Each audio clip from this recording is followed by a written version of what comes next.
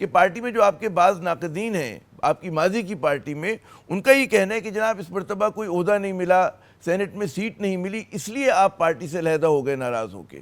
جی شکریہ عامر صاحب.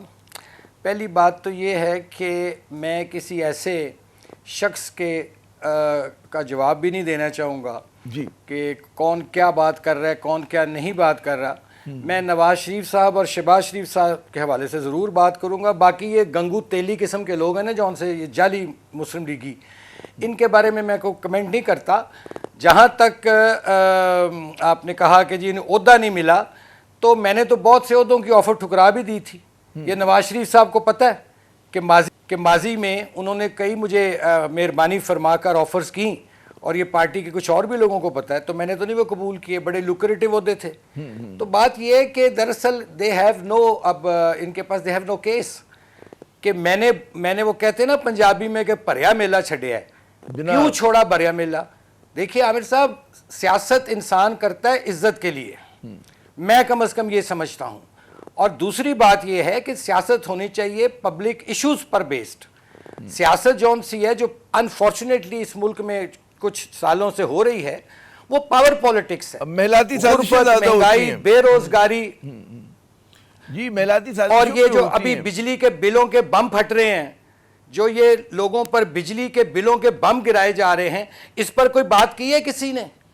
سوائے مجھے بتائیے کہ ماضی کے مجھے یہ سمجھائیں کہ کیا پس منظر کیا تھا کہ آپ نے یہ فیصلہ جو کہتے ہیں نا اتنا مشکل فیصلہ ہوگا یقیناً آپ کے لیے، کیا پس منظر تھا اس کا؟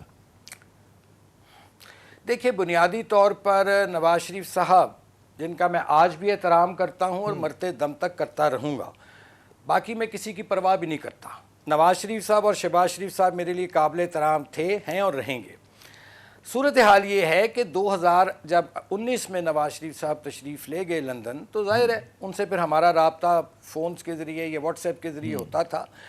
اور جب یہ باجوہ صاحب کی ایکسٹینشن کا مرحلہ آیا، تو اس وقت میں نے محسوس کیا کہ نواز شریف صاحب جو تھے ان کو بے بس کیا گیا، ان کو پریشرائز کر کے ان سے یہ فیصلہ کروایا گیا، پارٹی کے جن کو میں خوش آمدید ٹولہ کہتا ہوں. اس کے بعد دیکھیے کہ پہلے نواز شریف صاحب کا قد کہاں تھا، ووٹ کو عزت دو کا جب نعرہ لگا، اور 2018 میں جس طرح رزلٹ تبدیل کیے گئے، تو اس وقت تو گراف اونچا تھا میاں صاحب کا، وہ نعرہ ہمارے ہاتھ سے چلا گیا. اس کے بعد پھر آپ دیکھیے کہ جب یہ پی ڈی ایم کی گورنمنٹ آتی ہے، تب بھی نواز شریف صاحب الیکشن میں جانا چاہتے تھے، اور وہ اتفاق کیا انہوں نے باقی لوگوں سے بھی. میں نے بھی ان کی خدمت میں عرض کیا کہ جی الیکشنز کرا دیجئے، تاکہ اس وقت عمران خان صاحب کا گراف نیچے تھا اور وہ چاہتے تھے. لیکن پھر یہ جو خوش آمدید ٹولہ ہے، جو یہ طرح طرح کی بھانت بھانت کی بولیاں بولتے ہیں، جن کو میں گنگو تیلی کہتا ہوں، انہوں نے جا کر کیا اس کو کہتے ہیں پھر میاں صاحب کو بے بس کیا. تو اس کے بعد اب دیکھیے یہ فروری کا الیکشن ہوا، پھر کیا اس کا نتیجہ نکلا. اگر دیکھیں نواز شریف کا نقصان کو میں فروری کے الیکشن پر آتا ہوں.